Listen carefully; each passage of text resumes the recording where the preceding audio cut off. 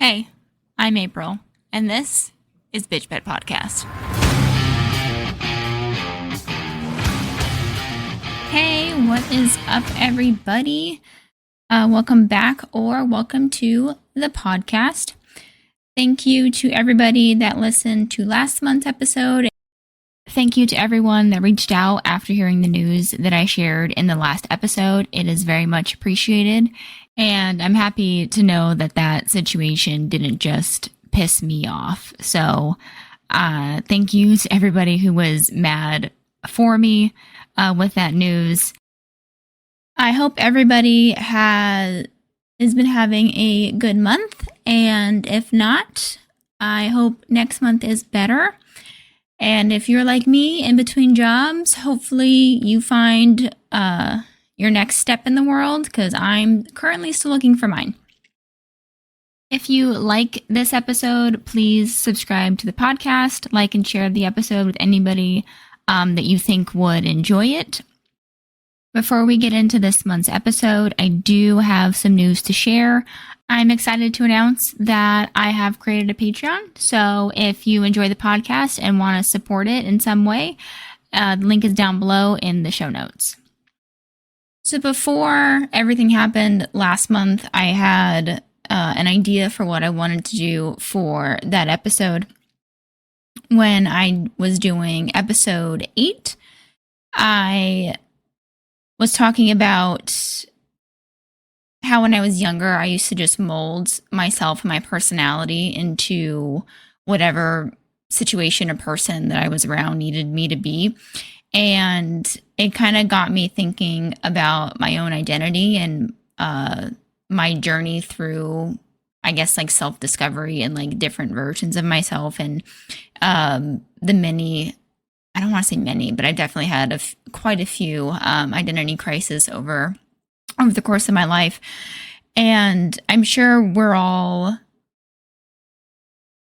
always like begging the question or trying to find the answer to the age-old question of who am I?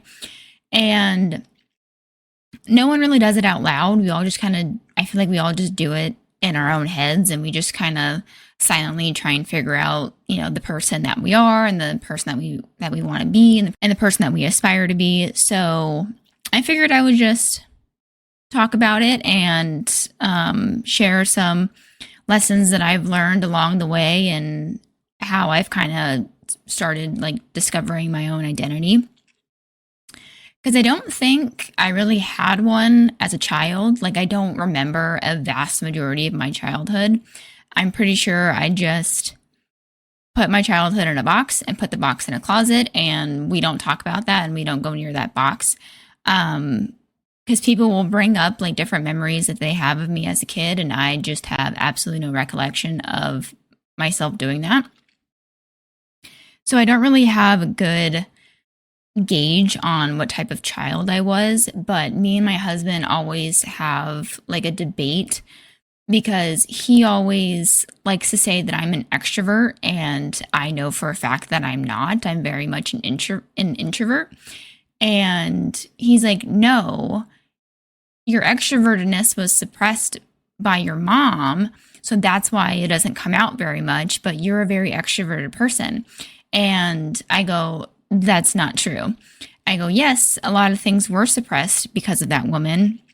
And I definitely suppressed a lot of my personality when I was in that house. But I still don't think that I'm an extrovert. I tell him I'm an introverted extrovert. And he goes, what does that even mean? And so then I have to explain to him. I said, extroverts get energy from being around other people. I said, introverts, they get energy by being by themselves. They're not social beings. They just like being alone. They like to just, do things on their own. I said, I'm very much like that. I said, but I do have, the tendency to have like an extrovertedness come out when I'm very comfortable around certain people. So like when I'm around friends and family, that my extroverted side will come out because I'm more comfortable, and I'm, he goes, you're very outgoing and you're very charismatic. And I go, yeah, but that's only when I'm around a very select group of people. I said, if you send me to like a random place by myself, I'm not going to be extroverted at all. I'm probably not going to talk to a single person and then I'm going to come home. Like introverted extroverts have like a social battery and I have a social battery. I get done with people and then I want to go home. So we always laugh, and that discussion has been brought up multiple times throughout our relationship, and I'm sure it's going to keep getting brought up. But it's very fitting for this topic that I'm talking about. And so I definitely suppressed a bunch of things when I was a kid. And I think that a lot of it has to do with I lived with a very jealous mother. So when you have that type of being in your house, especially as a little kid, and you just want your mom's affection and love, and so you're just gonna suppress any part of you that she doesn't like because you just want the approval of that person. And with her being jealous of a child, I learned that ability very early on. And when I started becoming a teenager, I still didn't really have a really solid sense of identity because I felt like a lot of my identity was tied to a friendship that I had throughout, I think, all of my teenage years and into my early 20s. And like, she was just my safe place. We were attached to the hip. If, we were very much a pair. If you saw one, the other one was very close behind. We did a lot of things together. I was constantly at her house. And growing up and looking back on that friendship, I definitely feel like I enjoyed that friendship so much because I was just able to turn my brain off. And I would go along with anything that she wanted to do because I was just content being out of the house. So whatever she wanted to do, I was game for. I wasn't really going to protest a whole bunch. And as we got older, and as we both started experiencing life, and she was always the more outgoing one out of the two of us. I wouldn't consider myself a friendly person because, like I said earlier, I'm not really a like, I don't like people, and I'm not really a people person. So I don't really make friends very easily, or at least I don't think I make friends very easily. And so we had this saying that she would make friends for the both of us because she would just go up to anybody, strike up a conversation, and then if she liked them, she would bring them back and be like, okay, April, this is our new friend. And I go, okay. And then, that was the dynamic that we had. But as we got older and as, we started evolving, we started changing, she's definitely started to want to become more of an individual. No fault of her own, no fault of anybody's, but I was still wanting to cling on to the pair because I didn't know who I was outside of that friendship. And then my own trauma kind of came back, and I had to address it, and I had to figure out who I was, not only outside of that friendship, but also outside of this trauma that I was starting to have to process. And life was just taking us in two different directions, and the friendship ended up running its course, and it fizzled out, and we each went our separate ways. And toward the end of the friendship, I noticed that she was starting to pull away and just wanting to be her own person, which is fine. But then I also had the realization that I was going to lose basically all of my friends because she made the friendships. I was just there as like the plus one, basically. So I then had to figure out, okay, well, who are my people, and who am I going to turn to when, I need someone to hang out with, or I want someone to hang out with, or, who's going to be there for me if this is no longer an option. And it led me to my husband, because me and my husband, we've known of each other since we were little kids. And earlier in the summer, we had reconnected and we saw each other for the first time in like 5 years. And we just started talking and catching up. And then I ended up thinking to myself, like, okay, I need to find my own people. I need to like find my own group. And I didn't really know where to start. But then I remembered my husband and I go, oh, like I've known him like long before I met this person. So like we have kind of a similar background. Like, okay, like this could be like a good start. So I ended up messaging him on Facebook, and the rest is all history. And we definitely ended up becoming more than friends, obviously. But he was definitely like the first person I like reached out to kind of like figure out my own people, basically. And now, funny enough, I use the same phrase with him that he makes friends. Not really makes friends with the both of us, but he's like my feeler. Like I'll send him out to like feel out a situation or feel out a group of people, and then he'll come back and be like, okay, like this is what I'm picking up on. So he's definitely an extrovert, whereas I'm not. And he has that golden retriever energy, and I very much am the black cat of the relationship and of many friendship groups. And it was funny because when I was in my early 20s and I was going to therapy, I was having this basically identity crisis because I was losing the friendship that I wrapped my identity in. And then I had this trauma that I was trying to process, and just, it really felt like my entire world was crumbling around me.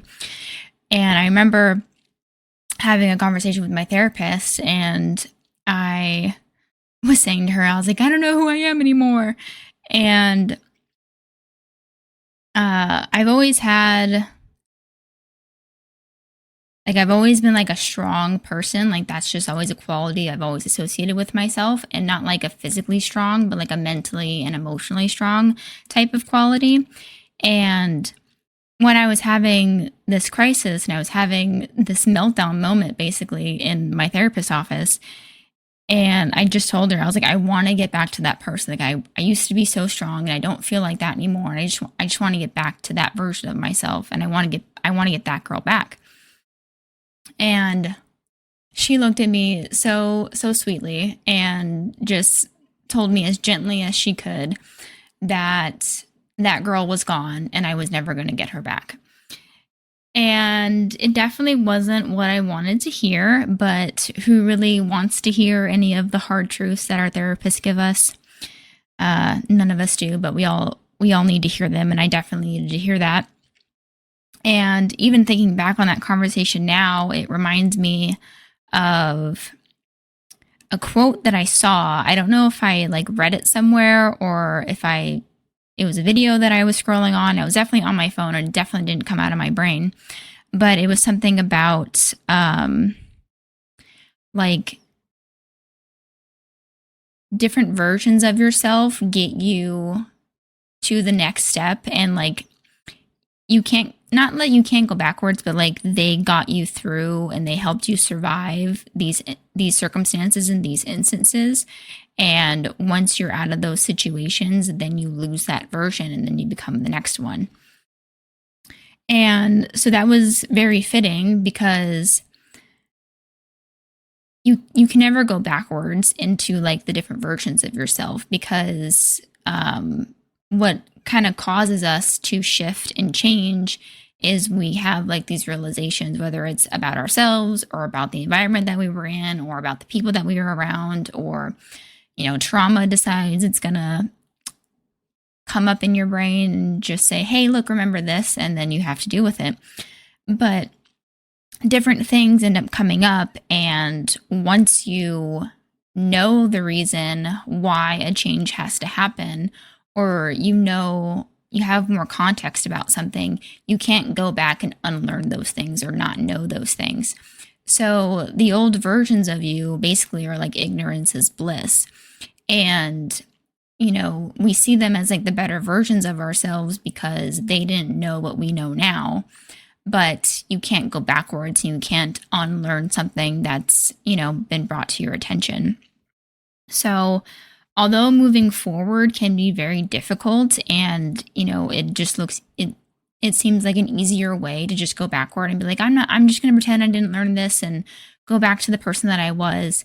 It's not going to work because you're going to know the thing that you don't want to know, and trying to brush it under the rug or push it to the back of the closet or just pretend like it's not there isn't going to help. Take it from someone who did that for 22 years. It's not a fix, and it's not something that's going to benefit you in the long run, because all it's going to do is it's going to cause it to fester and fester and fester, and it's going to build, and it's going to get mad, and then it's going to come back, swinging twice as hard.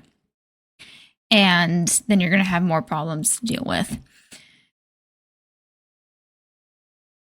So when me and my husband got together, I really kind of wanted to make a point to not have my identity get wrapped up in a relationship, because I just had a situation where I had my identity wrapped up in a friendship, so I didn't want to just change it and have it wrap up in a relationship that I was in.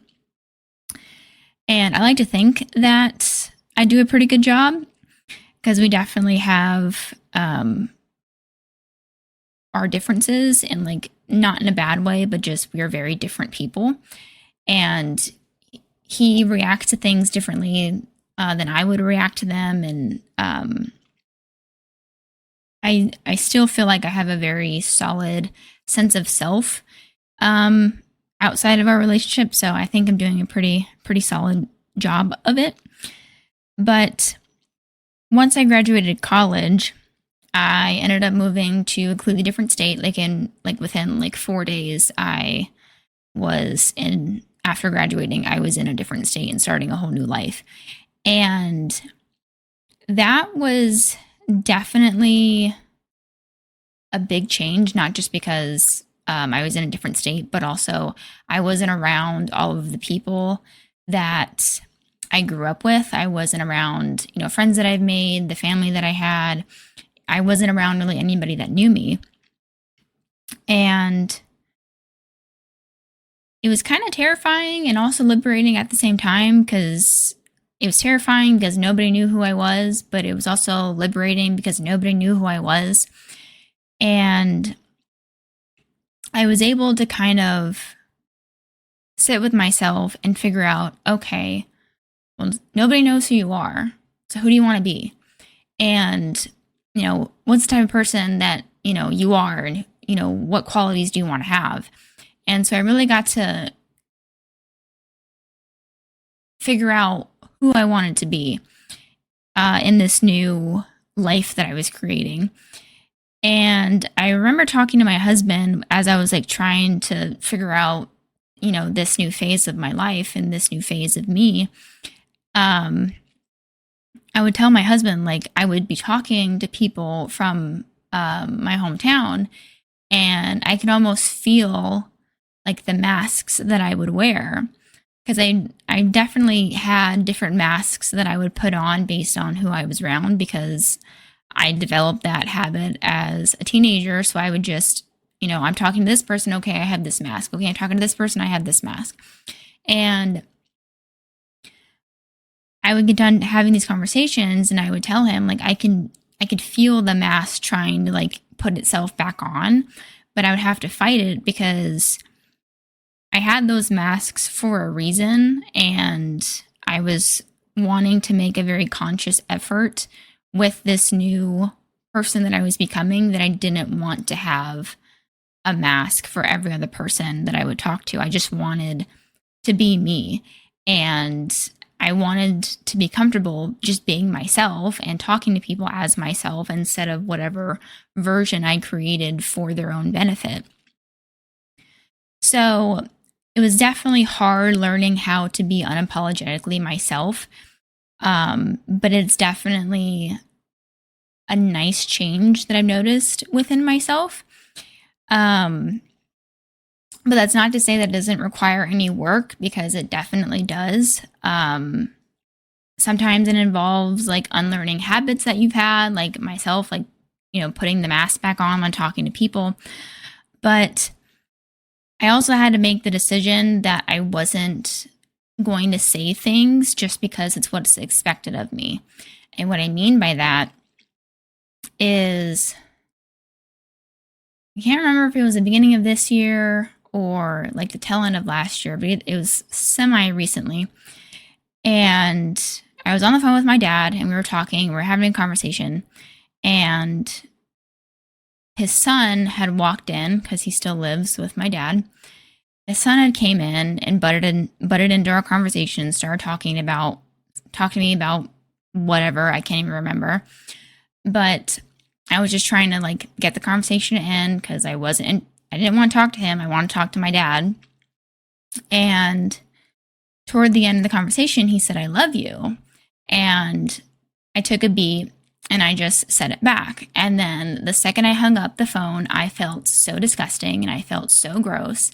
And I was like, that was a lie.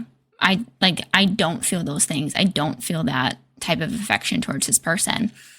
And I was like, why did I say that? I only said it for, my dad's benefit. I didn't say it because I felt it. And I was like, I'm not doing that ever again. Like that, I just felt so disgusting.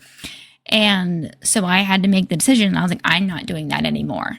And I'm also not going to care if somebody has something to say about it. So I think it was like either the next week or maybe like the 2 weeks from that phone call. Again, I was on the phone with my dad and we were having a conversation, and his son comes into the room and he just throws out "and I love you" because I think we were ending the call. And I just didn't say anything. I just stayed quiet. And then my dad goes, "Did you hear him?" And I respond, "Yep." And my dad just goes, "Okay then, well, have a good night." And then we ended the phone call. So I definitely feel like my dad felt like something, is up, but he hasn't asked me about it. But I was like, I'm not going to say something that I don't mean to a person that I don't even care about just because it'll make them feel better or it'll make my dad feel better. I was like, I'm not in that business anymore. I used to say a lot of things I didn't mean, but I'm not that person anymore. And I'm not going to do something that I don't believe in. And when you have those moments in your life, you really have to hold yourself accountable, because you can say you're going to be this type of person. You're not going to put up with this. And, if this situation were to arise, this is how you're going to handle it. Like you can talk a big talk, but it's in the moments where you have to make the decision. Am I going to back up what I said to myself, or am I just going to fall back into the habits that I say that I don't like? So you really have to be comfortable going against almost like your instinct, because you built these habits for yourself. It almost feels wrong to go against them. But if they're unhealthy habits, then it's going to take some work to unlearn those habits or to do something different in those situations. So luckily I haven't had to be in that situation since, and I'm pretty sure my dad kind of, he either keeps his son away from me, or his son just decides he needs to stay quiet when I'm talking to my dad. Either way, I'm not going to be upset about it because I just called him my dad to talk to my dad. But I was really proud of myself because I said that I wasn't going to say those words to that person anymore. And then the next opportunity that I had, I made sure I stuck with it. So I learned that the different masks that I created for people and that I would put on for people weren't benefiting anybody but them, because they definitely weren't benefiting from me. So what was benefiting me was to not put on those masks at all, because I feel like I got to a point where I was like, I'm going to just be myself, and I can be a lot. I'm not for everybody. I can be incredibly intimidating. I can be very intense. I'm a very passionate person. I got a lot of things to say, and I'll say it with my whole ass fucking chest. And some people don't like that, and that's fine. I'm not going to be for everybody. I'm not everybody's cup of tea because I don't even fucking like tea. But it's not about being something for everybody. It's just about showing up for yourself and being the person that you want to be, because that's the person that, you know, you aspire to be, or those are the qualities that you admire in somebody else that you look up to. So you want to have those qualities. And I'm glad I'm not the person that I used to be. Not because she was a bad person, but I don't need her anymore. She got me to the point of being out of that environment. She got me away from those people. She got me, you know, to the life where we can just be ourselves and be the person that we want to be. And she's just not needed anymore. She did her job, and now she gets to relax. And now, you know, the current version of me gets to do her job, and we get to go to whatever point where I need to make another change, and then she'll take, you know, the backseat, and she'll get to relax, and then the system and cycle keeps going. So you don't have to go through these big monumental shifts. Like, you don't have to have your trauma door ripped out from under you, or, you know, the door broke off its hinges. You don't need to have, you know, the second round of trauma smack you in the face out of absolutely nowhere because of some TikTok video. It doesn't have to be some big traumatic event that brings you to your next change. It can be as simple as tomorrow morning you wake up and you're like, you know what? I don't really like this aspect about myself. I don't like that I respond to the situation like this. I don't like, you know, that I'm, you know, I say yes to people that I don't really mean it, or I don't really want to do something. Like, I don't like being this type of person. And then it's just you deciding, I'm not going to do that anymore. I'm going to do this instead. And actually saying, or actually doing what you said you're going to do, even if it's just to yourself. So you get to decide when you want to make any changes, or if you want to make any changes. If you're listening to this and you're like, you know what? I agree with a lot of what you're saying, but I'm good. Like, right now we're vibing, we're having a good time. You know, you have a sense of self that you're comfortable with, and that's fine. But maybe that next moment for you can be 6 months from now, or 6 years from now, or 6 days from now. Like, it doesn't have to be a specific time frame, or, you know, a milestone that you look out for. It's just something where you're like, you know what? I don't like this, and I'm going to change. It can be as simple as that.